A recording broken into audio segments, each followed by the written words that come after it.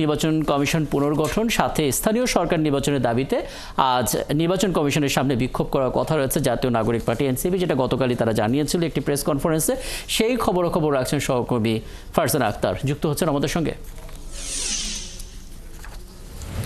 ফারজানা, বাইরের পরিস্থিতি আসলে কেমন? যে কর্মসূচিটা দিয়েছে এনসিপির পক্ষ থেকে বিক্ষোভ করবে তারা, সেটা শুরু হতে কেমন সময় লাগতে পারে? এবং আজ তো ইসিতে একাধিক বৈঠক হওয়ার কথা রয়েছে যতটা জানতে পারছিলাম, একটু স্পষ্ট করবেন কটা বৈঠক হতে পারে এবং কি কি তথ্য আছে নিয়ে আপনার কাছে, ফারজানা?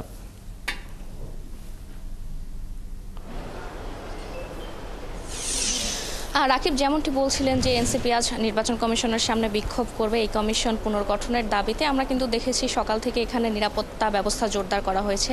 আমরা দেখেছি এখানে আনসার পুলিশ সহ আইনশৃঙ্খলা বাহিনী, রক্ষা বাহিনী মোতায়েন করা হয়েছে এবং তারা ব্যারিকেড দিয়ে রেখেছেন।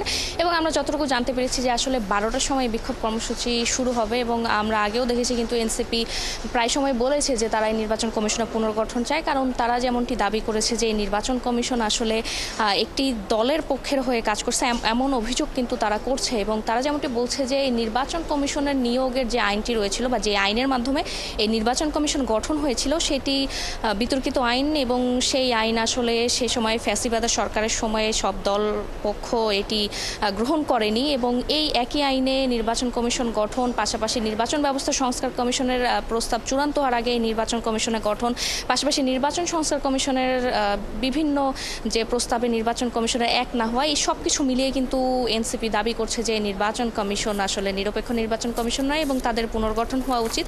সেই দাবিতেই তারা 12টায় অর্থাৎ কিছুক্ষণ পরেই তারা নির্বাচন কমিশনের সামনে এসে বিক্ষোভ করবে। এবং এখানে কিন্তু আইন শৃঙ্খলার পরিস্থিতি আমরা দেখছি যে আইন শৃঙ্খলার রক্ষা বাহিনী মোতায়েন করা হয়েছে। এবং আরেকটি বিষয় সেটি হচ্ছে যে আজ নির্বাচন কমিশনের সভা চলছে, সেই সভার আলোচ্য বিষয় হচ্ছে যে ভোট কেন্দ্র স্থাপনের যে আইন এবং রাজনৈতিক দল এবং ব্যক্তিদের আচরণ বিধিমালার যে আইন, সেই আইনের বিষয়। এবং আমরা জানি যে রাজনৈতিক দল এবং ব্যক্তিদের যে আইন, যে তাদের যে আচরণ বিধি রয়েছে সেটির একটি খসড়া অনুমোদন করেছিল ইসি, সেই সংক্রান্ত একটি কমিটি গঠন করা হয়েছিল এবং সেই কমিটিতে বলা হয়েছিল এবার কিন্তু সব দল একই সঙ্গে একই মঞ্চে এসে তাদের নির্বাচনী ইশতেহার দিতে পারবে, এরকম একটি বিধান রাখা হচ্ছে। অর্থাৎ নির্বাচন কমিশনের তত্ত্বাবধানে কিন্তু রাজনৈতিক দলগুলো তাদের নির্বাচনী প্রচার করতে পারবে এবং সেক্ষেত্রে সেই খসড়ায় বলা আছে যে নির্বাচনী দলগুলো রয়েছে তারা রিটার্নিং কর্মকর্তার অধীনে তাদের নির্বাচনী এলাকায় তারা নির্বাচনী প্রচারণা করবে, তাদের যে ব্যানার ফেস্টুন রয়েছে সেগুলো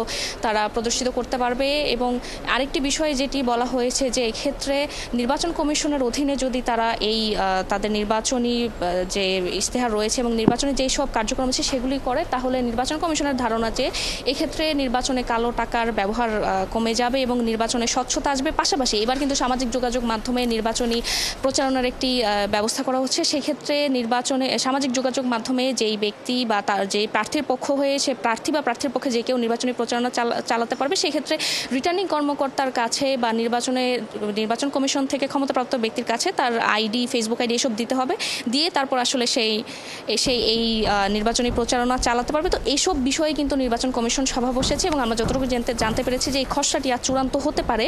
তো নির্বাচন কমিশনের এই বৈঠক শেষ হলে আমরা আসলে জানতে পারবো খসড়াটি চূড়ান্ত হয়েছে কিনা। রাকিব, অনেক ধন্যবাদ। এবং 12টার সময় এনসিপির বিক্ষোভ কর্মসূচি যখন শুরু হবে তখন তো নিশ্চয়ই আপনার কাছে ফিরবো, সাথে এই বৈঠকের আপডেটটাও তখন জেনে নেব। আমাদের সঙ্গে যুক্ত হচ্ছেন নির্বাচন কমিশন থেকে সহকর্মী ফারজানা আক্তার।